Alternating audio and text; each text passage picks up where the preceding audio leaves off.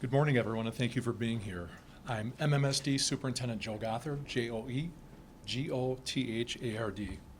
I really appreciate you joining us today as we share information about the impact of the state and federal budget on public education in the state of Wisconsin, in Dane County, and certainly here in MMSD.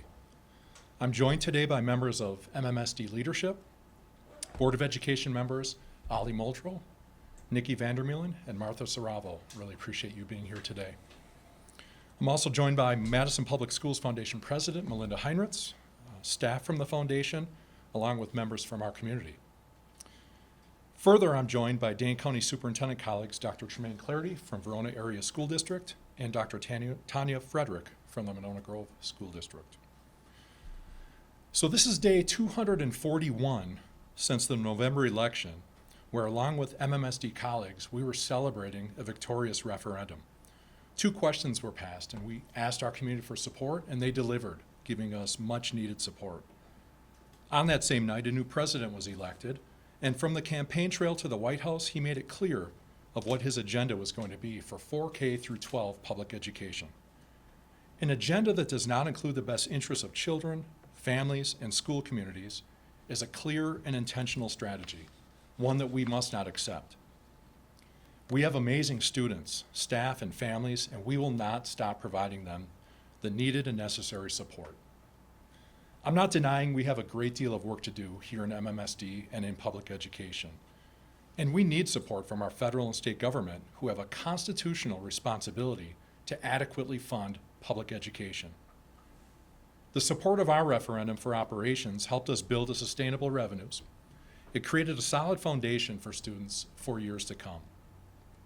And although we have community support, public education, including our district, continues to feel the impact of decreased funding from the state and federal level.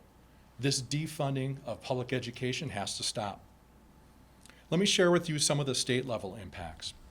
The state of Wisconsin currently has a $4.2 billion surplus, but no new general state aid has been provided to help schools meet rising costs.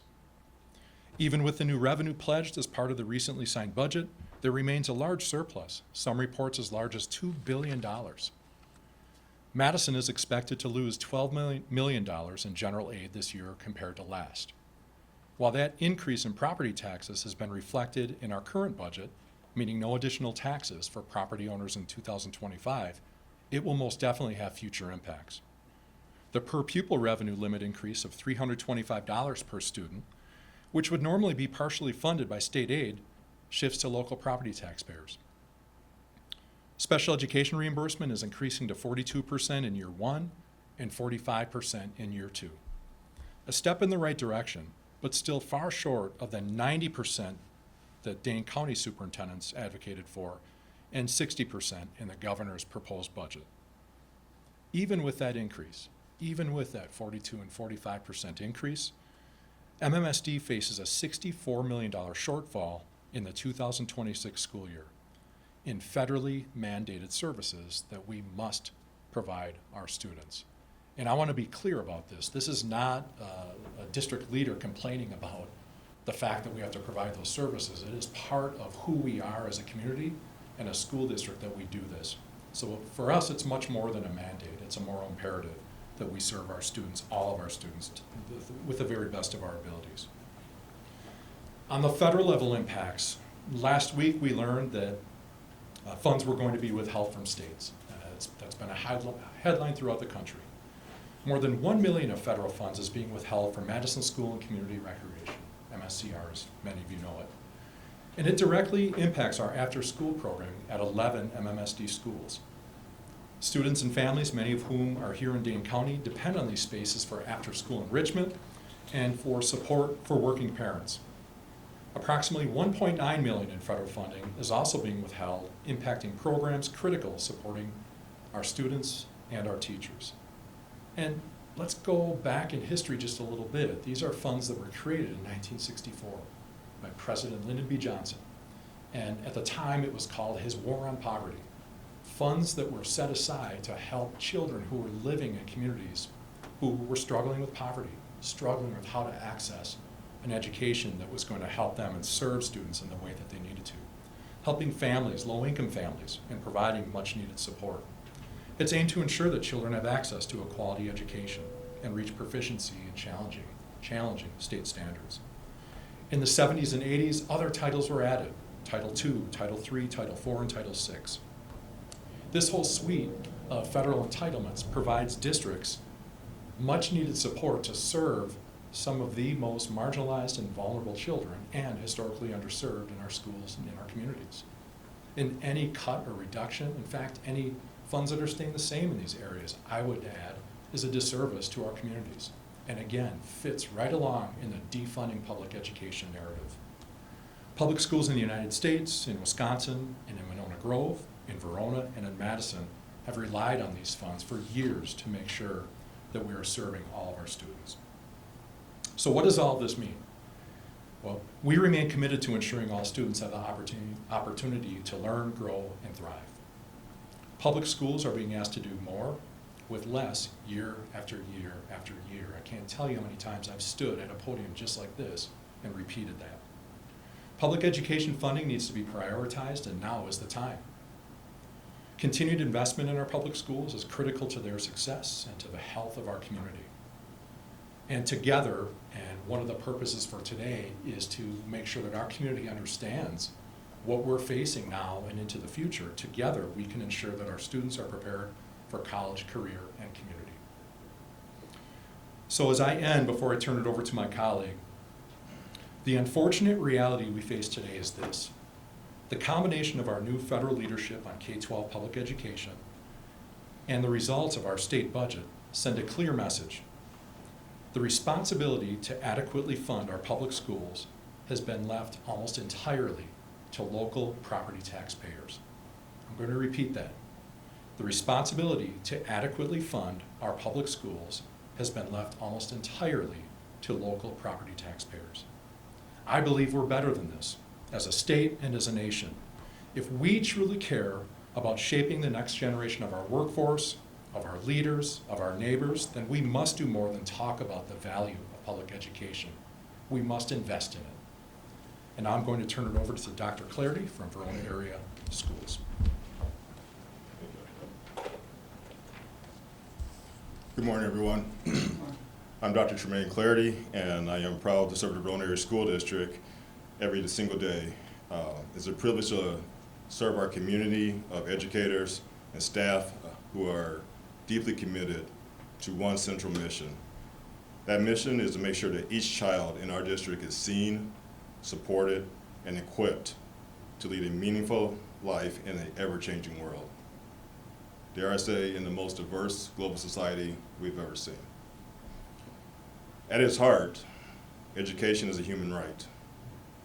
And our role as a public school system is to remove barriers, open doors, create pathways that allow every child to thrive. The federal education programs we rely on not simply are funding streams, they are lifelines that make that mission possible. As I go into details about the impact of the federal government's impact on the lack of funding, you'll hear these as Title I, Title II, Title III, and Title IV. But what I want you to hear and take to heart is the child that's behind every single title and mission that I'm going to bring to you and give you the impact. When we think about Title I funding, this ensures that students from low-income families receive the additional support they need to succeed. These funds help us provide targeted reading and math interventions, expanding learning opportunities beyond the school day, and family partnerships that anchor learning in love and in care. Title II empowers the educators who guide our children every single day. Through meaningful professional development, mentoring, leadership training, we build a culture of excellence in teaching and one that recognizes the humanity of both student and teacher that grows stronger through shared learning. When we talk about Title III walks alongside our multilingual learners and their families. These resources help students build English proficiency while honoring their home languages and cultures. We use the support to foster belonging, build bridges with families, and equips staff with tools to serve all learners with empathy and skill. Title IV helps us nurture the whole child by investing in the arts, STEM, mental wellness, and safe learning environments. We ensure that every student can explore their potential, express their voice, and engage in a school as a place of both challenge and care. As we think about these programs that allow us to uphold the promise of public education, they build classrooms where students are not just taught, but truly known. They help us to grow the next generation of leaders, caregivers, and change makers. One child, one relationship, one opportunity at a time. I'd like to thank you for being here today to think about the impact of each child that was identified in the presentation that I've just given, as well as our colleague, Dr. Gothard. I'd like to thank the Madison Metropolitan School District for inviting me into the space and the collegiality and partnership that has been shown as we work to thrive and enhance public education for every child, no matter where their address is located. Thank you to our colleagues across Dane County for their continued persistence and dedication to public education. And it is an honor every single day to serve and serve our children. Thank you all.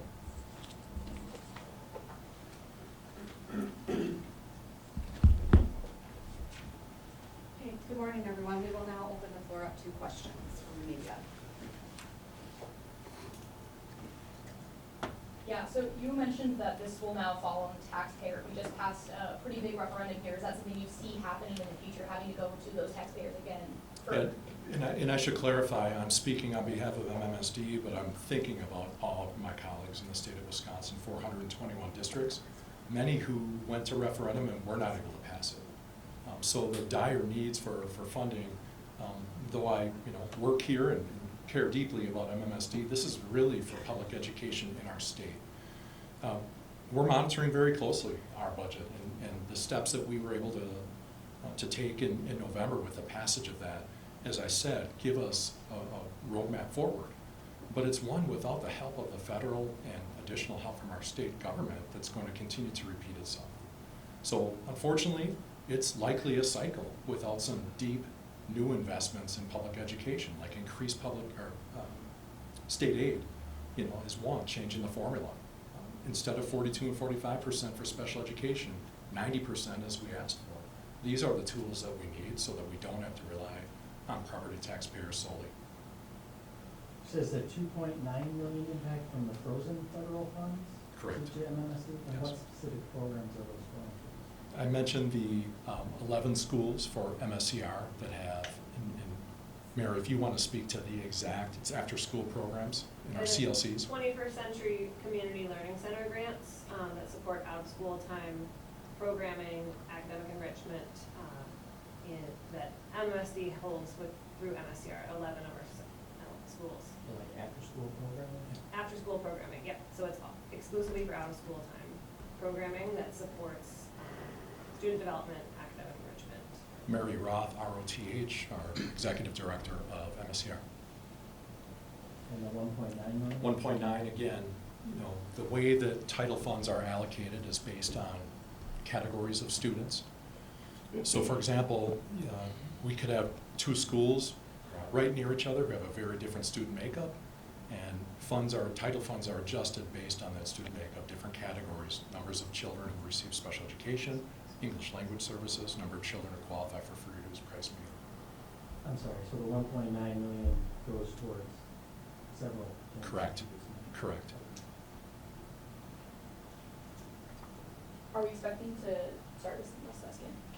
Are we expecting to see impacts as soon as like this summer, this school year? When are we gonna start seeing some of this impacts? I think the impacts are right now. I mean, the way, again, that our budgets work is each of us have passed a preliminary budget that is going to guide us into the fall as we continue to get more information from the state and get a handle on our student enrollment, which is how our revenues are based on. So we've got a lot of work to do in that regard to get down to an exact number of what these shortfalls are going to mean for school districts. So time will tell. Time will tell. Again, for the frozen federal funds, so I'm guessing that the programs that would be impacted by those frozen, freezing those funds. You're still planning to have them next year, but kind of taking a wait-and-see attitude as to whether the money will come through? Is that fair to say? I'll speak for MMSD and then I'll turn it over to my colleagues. Yes, we had an allocation process we went through this spring, and we're going to have to work within our preliminary budget. We'll see what kind of factors we get, variables we get for the fall before we have a final approved and adopted budget. But we are not going to back away from what our students need and what we said we were going to provide. In conjunction with the response, on behalf of the Rowan Area School District, I just want to make sure that our community fully understands we will have the programming in place because they are fundamental human rights that we're talking about. So we're not ever going to pull away from fundamental human rights. What we're talking about is the fidelity of programming, the thoroughness of programming, and the quality of programming that our students deserve. And so in terms of, yes, will the programs exist? Will we make sure that our students are supported? Absolutely, every single day in all of our systems. But we are concerned about when your resources are pulled away, what is the fidelity, what is the quality, and are we giving the maximum amount of services that these students deserve?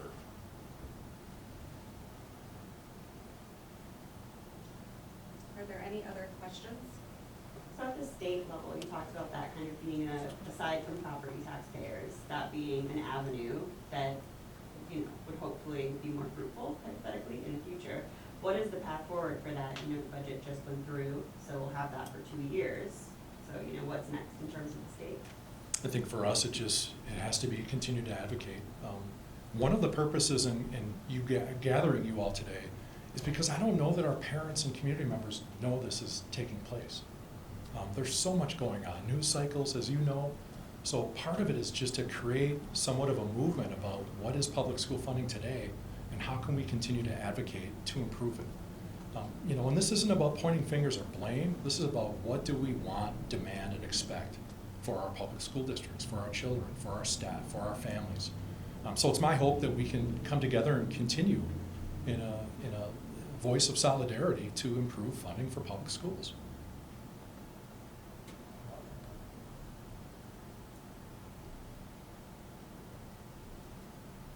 If there are no other questions, we will go ahead and wrap up the news conference. Thank you all for coming today. Hey,